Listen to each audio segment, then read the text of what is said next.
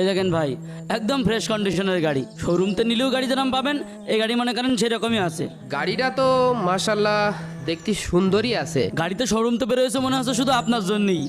আপনি লং ড্রাইভে যাবেন, অ্যাপাচি আরটিআর তারপরে পালসার মনে করেন এর কাছে কিছুই না। গাড়িটা আপনি নেন। তা ভাই কত কি রাখবেন? আপনার জন্য আমি গাড়ি 1 লাখ বেশি ঠিক করেছি। আপনি যেহেতু আমার মসজিদের মুসল্লি, আমার পুরোপুরি বিশ্বাস আছে যে আমি 1 টাকাও ঠকবো না। এই নেন। এই নে ৭০ টাকা। এবার আমার কমিশনটা দে। এই নে তোর 5,000 টাকা নে। তোর কাছে কি টাকা আমি ভিক্ষে যাচ্ছি? 25,000 টাকা দিবি। এনে তোর টাকা ধর, আমি তোর গাড়ি ফেরত এনে দিচ্ছি। নতুন গাড়ি 1 সপ্তাহ কিনতে পারলাম না, বারবার বন্ধ হয়ে যাচ্ছে কেন? দেখেন দিন কি হয়েছে।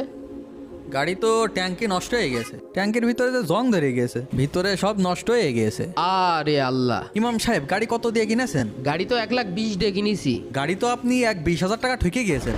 কি 20,000 টাকা ঠকে গিয়েছি? এই যে ভাই,